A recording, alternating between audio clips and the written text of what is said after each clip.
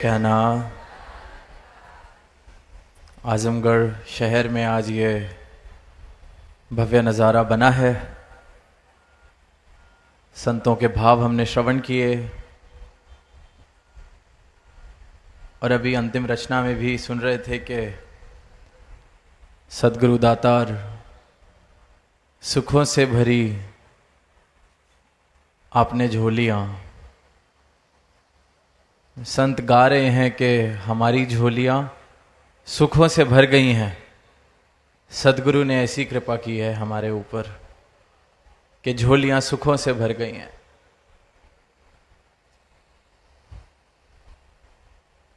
अब समझने वाली बात ये बन जाती है कि ऐसे कौन से सुख प्राप्त हुए हैं, कौन सा सुख यहाँ प्राप्त हुआ है सद्गुरु के चरणों में आकर। वो सुख जिसको संसार सुख समझता है, दुनियावी दौलत, क्योंकि संसार से पूछते हैं या संसार में देखते हैं या संसार में विचरते हैं तो सुख, साधन, माया इन सब के साथ ही समझा जाता है। कोई बहुत ऊंचे पद पे पहुंच जाए उसको लगता है वहां सुख मिलेगा। कोई बहुत धन कमा ले, अच्छी नौकरी कर ले, अच्छी पढ़ाई कर ले, सब कुछ इसलिए ही कर रहा है कि सुख मिलेगा।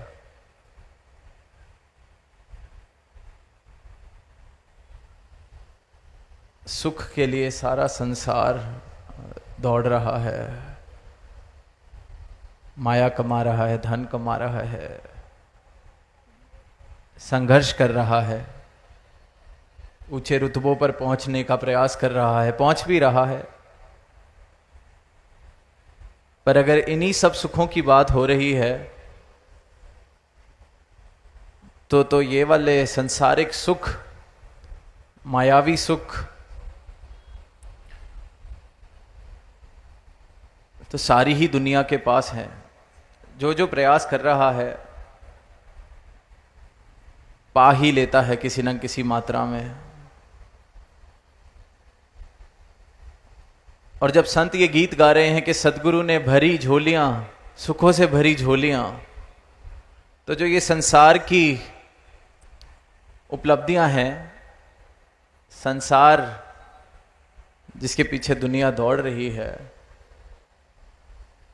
अगर इसी सुख की बात संत भी कर रहे हैं तो दुनिया में ऐसे अनेकों लोग हैं जो इस परमात्मा में विश्वास भी नहीं करते, परमात्मा को मानते भी नहीं, पर ये संसारिक सुख जिनको संसारिक नज़र से देखा जाता है वो तो इतनी बहुमूल्य मात्रा में उनके पास हैं।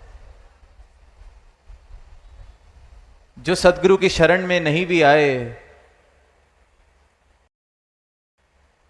संसारिक सुख की तुलना करें तो शायद न जाने ऐसे कितने लाखों करोड़ों लोग होंगे जिनके पास ये मायावी धन दौलत बहुत बहुत बड़ी मात्रा में है। सद्गुरु की शरण में ना आना एक बात, जो परमात्मा में नहीं भी मानते तो फिर परमात्मा को पा लेने से या सद्गुरु की शरण में आने से ऐसा कौन सा सुख प्राप्त हो रहा है जो ये संत कह रहे हैं सुखों से भरी झोलियां। क्योंकि ये संसारिक सुख की तो बात नहीं की जा रही, ये संसारिक पदार्थों की बात तो नहीं की जा रही, ये धन दौलत की बात नहीं की जा रही। क्योंकि जिसने उसकी प्राप्ति की है वो भी सुखी तो मालूम नहीं होता। संसार में देख रहे हैं इन उपलब्धियों की प्राप्ति से कौन सुखी हुआ है। और ये आज की बात नहीं है, पहले से ही लिखा है, दुखिया कुल संसार,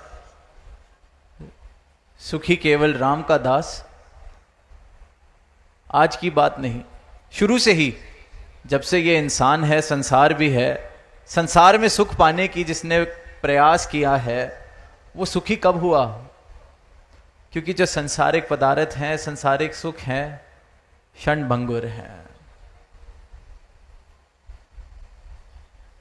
क्षणिक,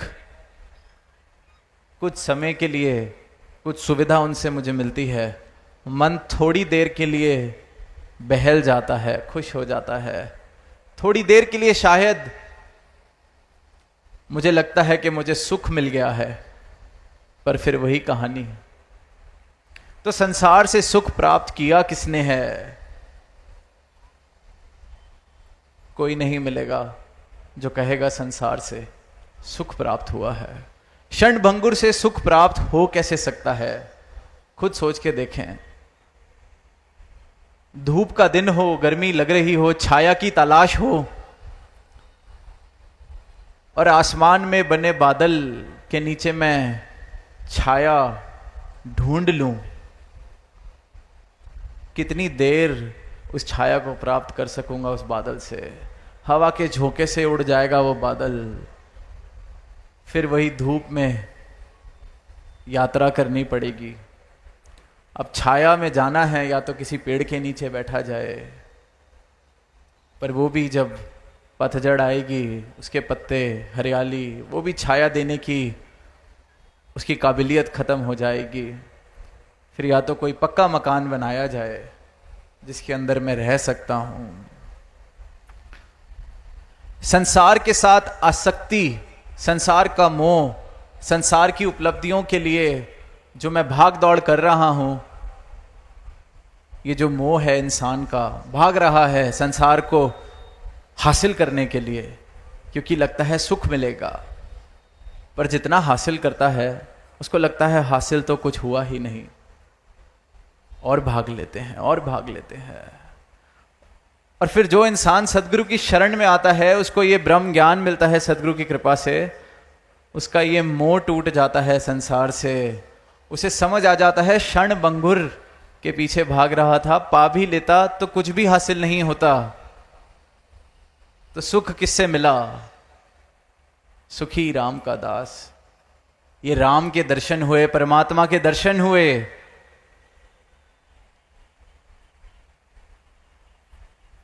क्षणभंगुर से शाश्वत की ओर मेरा मुख हो गया। क्षणभंगुर की तरफ भाग रहा था, पा भी लेता तो सुख नहीं मिलना, खत्म हो जाना है, बदल जाना है। भ्रांति है एक इंसान को, और उस भ्रांति इतनी गहन है, वो भ्रांति इतना गहन है, वो बुलेखा कि कुछ हासिल नहीं होता, फिर भी दौड़ता रहता है, दौड़ता रहता है, दौड़ता रहता है। सुखी कैसे हो सकता है वो इंसान बिना कुछ हासिल किए? क्षणभंगुर के पीछे दौड़ रहा है। फिर सदगुरु सही मायनों में सुखी करते हैं, ये शाश्वत या विनाशी, ये मुझे दे देते हैं। इसलिए फिर सुख का प्रवेश, सुखों से भरी झोलियां, क्योंकि वो संसार जिसके मैं पीछे भाग रहा था, वो तो दुख का ही कारण बना है हमेशा। जिसने कुछ हासिल किया उसके लिए भी दुख का कारण, जिसको नहीं मिला उसके लिए भी दुख का कारण, क्योंकि बदल रहा है, क्षणभंगुर है, चलायमान है, हासिल ही नहीं होता। किसी ने अगर कभी देखा हो ये नजारा कि कुत्ता अपनी पूंछ को पकड़ने का प्रयास करता है, भागता है अपनी पूंछ के पीछे, आराम से बैठा होता है, अचानक से नजर पड़ती है अपनी पूंछ पर। अब वो इतनी नजदीक दिख रही होती है आंखों के, लगता है ये तो जरा सा हिलना है और हासिल हो जाएगी। अब वो जरा सा हिलता है तो पूंछ भी जरा सी हिलती है, और यूं ही गोल गोल गोल गोल घूम रहा है, पूंछ को पकड़ रहा है। हासिल कुछ नहीं होना। ये संसार बिल्कुल इसी तरह है, लगता है ये रहा, पहुंच गए, मिल जाएगा, कुछ मिल जाएगा, कुछ हासिल किसी को नहीं हुआ, हो ही नहीं सकता हासिल, क्योंकि क्षणभंगुर है, बदल रहा है। हासिल करने लायक सिर्फ और सिर्फ ये सत्ता है अविनाशी, ये राम, रमा राम, कण कण में समाया राम, ये हासिल हो जाए, इसके दर्शन हो जाएं, तो भ्रांतियां जीवन से खत्म हो जाती हैं। जो मेरे भ्रम हैं वो खत्म हो जाते हैं, और जिस जीवन से भ्रम खत्म हो जाते हैं उस जीवन में सुख का प्रवेश होता है। वरना मेरे भ्रम मेरे आसपास दीवारें खड़ी करते हैं, और जो दीवारें खड़ी होती हैं वो फिर नफरत पैदा करती हैं, वो वैर पैदा करती हैं, वो बंटवारे पैदा करती हैं, वो मुझसे ऐसे कर्म करवाती हैं जो एक इंसान को शोभा नहीं देते।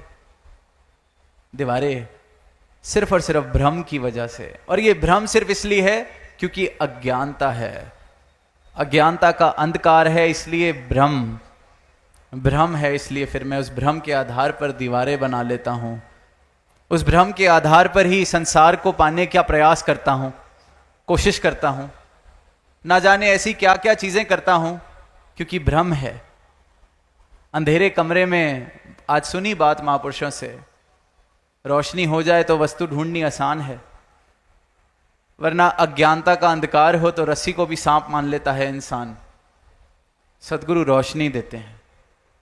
ये क्षणभंगुर संसार क्षणभंगुर लगने लगता है, दिखने लगता है, समझ आ जाता है कि इसके पीछे इस प्रकार पागल की तरह दौड़ूंगा तो सुख थोड़ी मिल जाएगा, धन दौलत कमा भी ली तो सुख थोड़ी मिल जाएगा। जे सुख को चाहे सदा शरण राम की ले। सदगुरु सिर्फ ये बात समझाते हैं, युगों युगों से यही बात इंसान को समझा रहे हैं कि सुख को चाहे सदा शरण राम की ले।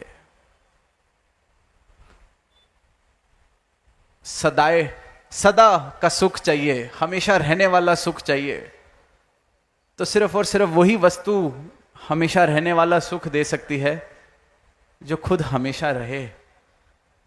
जो आज है कल नहीं, उससे मुझे हमेशा का सुख कैसे मिलेगा?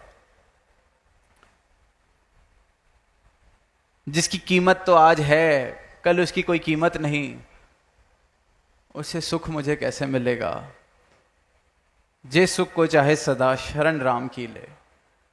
सदा का सुख चाहिए तो ये सदा से रहने वाला और सदा रहने वाला परमात्मा, इसके साथ मिलन करना होगा, इसकी जानकारी हासिल करनी होगी, इसकी शरण प्राप्त करनी होगी। इस परमात्मा के दर्शन जब हो जाते हैं तो मुझे समझ आ जाता है कि तीन काल है सत्य तू, मिथ्या है संसार। कि ये सत्य मुझे हासिल हो गया है, ये शाश्वत अविनाशी सत्ता मुझे हासिल हो गई है, इसके मुझे दर्शन हो गए हैं। सदगुरु ने इस परमात्मा को मेरी झोली में डाल दिया है। संसार मिथ्या है, मैं समझ गया। मिथ्या के पीछे अब नहीं भागेंगे तो सुख जीवन में आना प्रवेश करता है। इसलिए संत कह रहे हैं, सदगुरु ने सुखों से झोलियां भर दी, क्योंकि जो संसार की तरफ मेरी आसक्ति थी, मोह था, वो मेरे जीवन से अब खत्म हो गया है।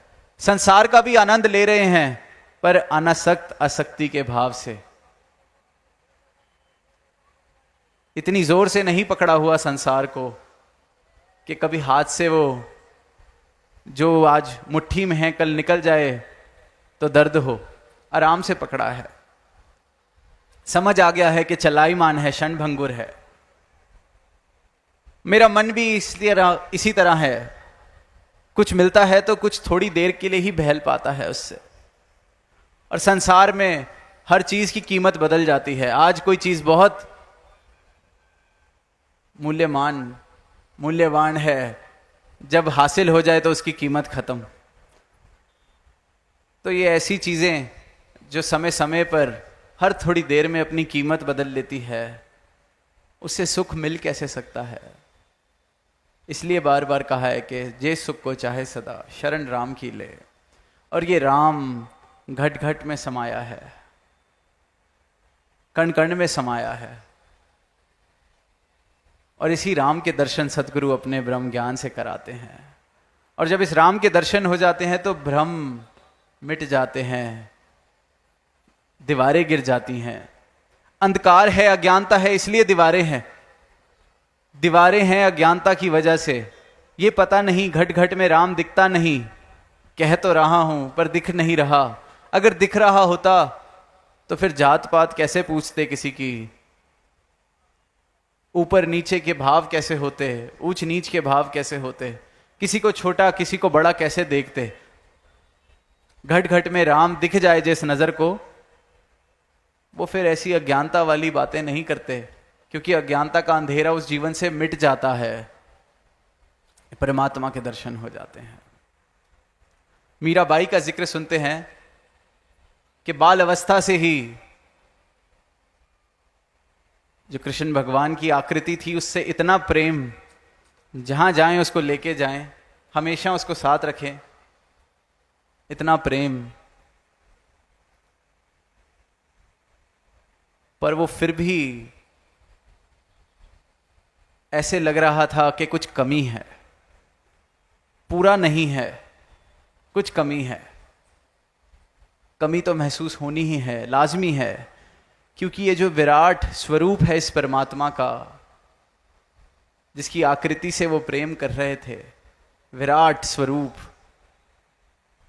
जो कण कण में, जर्रे जर्रे में, पत्ते पत्ते में हाजिर है, अब जब तक वो हासिल ना हो जाए तब तक आत्मा कैसे पूर्ण महसूस करे, कैसे आत्मा का कल्याण हो। तो वो आकृति, बेशक उससे जितना भी प्रेम, पर फिर भी लगता रहा कि नहीं, अभी भी कुछ कमी है। इसलिए फिर गुरु रविदास तक पहुंचे, इसलिए वहां फिर ये ब्रह्म ज्ञान लिया और उस ब्रह्म ज्ञान को लेके कहा कि पायो जी मैंने राम रतन धन पायो। संसारिक सुख तो बहुत थे, फिर भी सुखी नहीं महसूस कर रही थी। प्रभु का यशोगान भी था जीवन में, आकृति भी थी प्रभु की, उससे प्रेम भी था,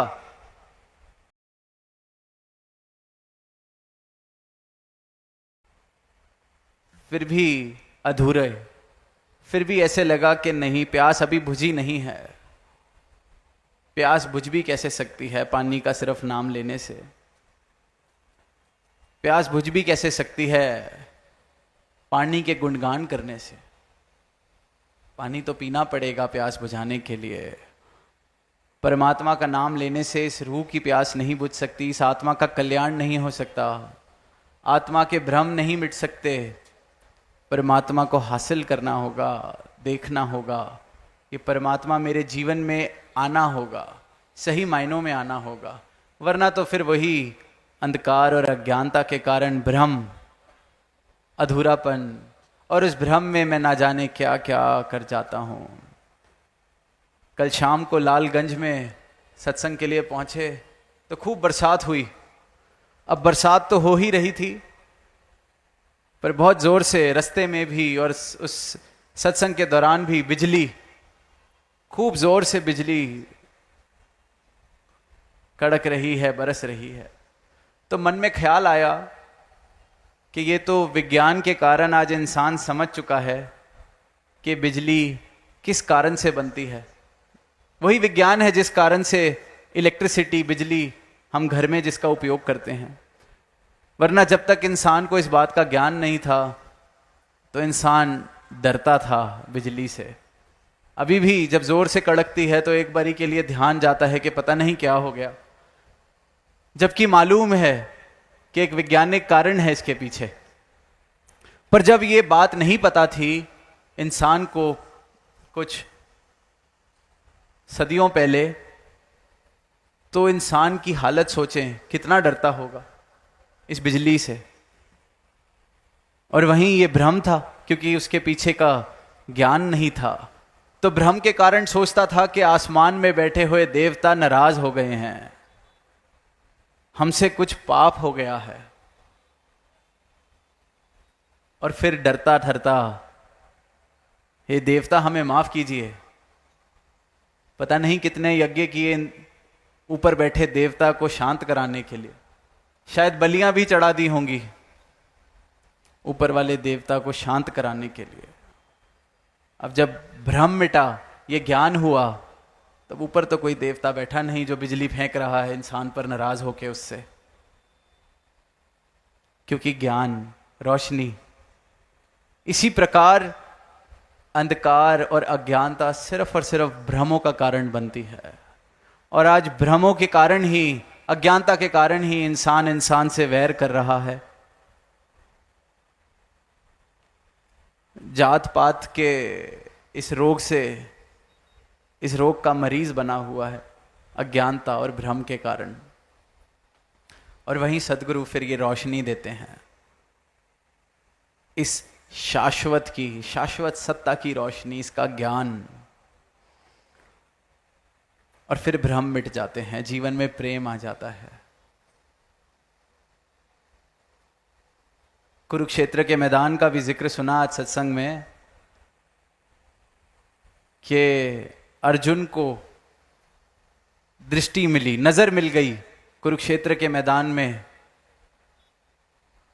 अब वो अर्जुन जो इतनी उच्च कोटि का योद्धा, हम सब ने सुनी है वो कहानी के मछली की आंख को साधा और तीर मार के उसकी आंख को आर पार कर दिया उस तीर से। तो आंख और नजर तो बहुत पैनी पहले से ही होगी, फिर भी कहा कि नजर मिली। कौन सी नजर? ये परमात्मा अपने ज्ञान की नजर देता है, सदगुरु अपने ज्ञान की नजर देते हैं कि एक भक्त को, एक जिज्ञासु को।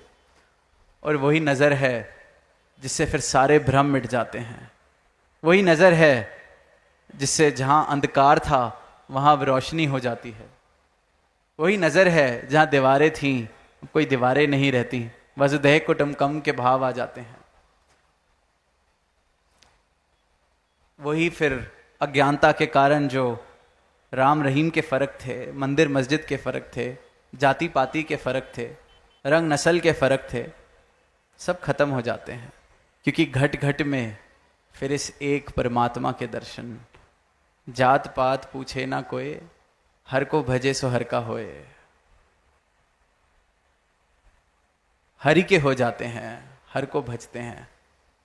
सबके हित के भाव मन में बन जाते हैं, संतन के मन रहते है सबके हित की बात। घट घट देखे अलग को पूछे जात ना पात, क्योंकि अब ये दिख रहा है। और अज्ञानता को मिटाने युगों युगों से सतगुरु धरा पर आए हैं।